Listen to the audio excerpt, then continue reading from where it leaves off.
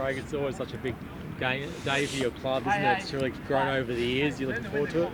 Yeah, we've been going 11 or 12 years now, so it's it's a game that I sort of really look forward to. I sort of wished it was around when I was playing. Would love to play on Anzac Day, but all our guys, obviously they're a lot younger than me, but they all obviously see it as a big day, Anzac Day, and they see it as an honour to play on Anzac Day, and it's even a little bit more, I suppose, special for us. We every time we play the Warriors, we play off for the Mick Moore Trophy, who was really important, part of when the Storm started. And tragically, he's lost his life, over in Auckland there in 2000. So all his family will be here tomorrow night as well. So it's a big night for a couple of reasons, I suppose. Craig, what have you made of the Warriors so far this season? How have they looked? Yeah, well, obviously, beating St George last week was a pretty big effort, and the way St George have been going, they knocked off Parramatta the week before, so they've been playing some pretty good footy and on the back of controlling the ball really well. They've obviously been complete, and that's obviously one of their real focuses. So certainly got some dangerous players there as well, and some experienced players. So. Some of their games this year have been top class, and I think they obviously feel the same about Anzac Day as we do, and so it's always a game that's got a bit of feel and a bit of tension, and anything can happen. It's a big ask for Nico to step in for Paps. He's obviously been in brilliant form. What are you expecting out of Nico, and what do you want for him tomorrow night? Yeah, again, there's some things obviously that Paps does that probably Nico doesn't do, but Nico's got a couple of other things that he can do. So we just want him to play to his strengths, and he's smart with the ball, he's good with the ball, he knows where to be on the ball. So like I say, we just we don't expect him to be a Paps. We just expect him to be the best version of Nico that he can be. So he's worked really hard this week, obviously with our edges and with our spine to fit in there, and he had a game against Penrith there. It's only 3 weeks ago, and done a really good job for us that night. So we expect the same tomorrow night. A lot of people probably forget how good Munster was at the back in 16. I know that was a long time ago, but has his body changed enough that he wouldn't be as good at the back now, or is he not an option to go back there if Paps goes down? Or I know his body's changed. He's probably got a little bit thinner than what he was back then. He's a little chubby fella, but no, he might be chubby now. I don't know, but it's still we'd have no trouble if that suited us.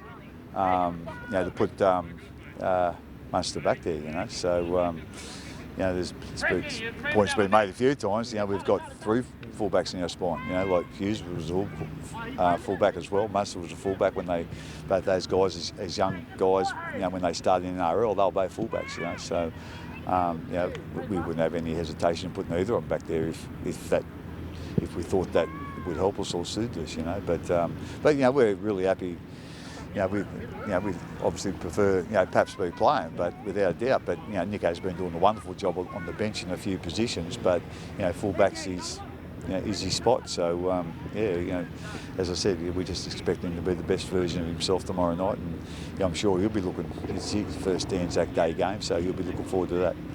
Has Dale ticked all the boxes for you, or has he still got something to pass off? No, not really. He's a little bit of a setback at the end of last week, but it wasn't anything serious. He actually went and had a scan, so he's done all of our training this week, done every session and all of it, and so he's ready to roll. And Felice looked like he wasn't wearing a jersey or whatever out there. Was he sort of partially training, or is he in any doubt? No, I'm not quite sure what dress he had on, but he had some tight black things on with no shorts, and that wasn't a good sight. So, but that's got nothing to do with him playing or not playing. Actually, here he comes now. Actually, you're getting the mention here. Actually, about your tights. It's not a good. It's hard to look at that. So, does that mean? Let's just leave that alone, eh, Roy? Is he still in line though to play, or? Yeah, no, he's playing. Yeah. What, did he pull out a few times, did he? I didn't notice that. But, I was trying to not look at him the whole session, so he'll be playing tomorrow night unless something happens overnight. Well, Roger Tuvasashek, Craig's obviously probably hasn't had the same fanfare as Paps and Tedesco, but he's had a really good start to the year. Is he one you've got to really look out for? Oh yeah, you're always, every time you play the Warriors, if he's not their main man, he's close to their main man, and like I suppose playing the Roosters and the Warriors in 2 weeks in a row. We didn't have to do a whole heap of preparation because basically a fair bit of Tedesco. They're probably very similar in a lot of ways. They're dissimilar in a couple of ways, but they're both really busy, really on the ball, and they're both really hard to tackle. So there's been some similarities. We're showing some clips of Roger this week, and I think they'll do the same clips as what we showed for James last week. So they're very similar, but he's a wonderful player, and he'll be really missed in the game when he goes to Union next year. And as one of those players, everyone loves watching play. But hopefully, we can help him have a quiet game tomorrow night. Are you going to keep us guessing on Cheese or Harriet to start at the number 9? Is that will that be probably a continual thing all season? Yeah, it will be. He'll swap and change. We'll see how we go tomorrow night. But we'll change that around a bit. Obviously, having Brandon being able to play, a very good role in the other position as well, just through the ruck. So. We don't see that we lose too much there at all. It'll be a thing that week by week, probably a little bit how we're playing, a little bit who we're playing against, I suppose. But but like I say, with Brandon being able to play that other role as well as he does, it's a nice variation to have. How's Stephen Kearney been this week facing his old club? Is he been as mellow as usual? Yeah, he's been pretty quiet. He's sort of. I suppose gives a little bit of advice, or a little bit more in-depth advice than the other teams. Obviously, known them so well. So, a couple of these young guys that they've named on the bench and in their extended squad, we don't really know a lot about. So, we've certainly got some background on them off Stephen. So, that's been really handy. Obviously, they're not quite sure, or we're not.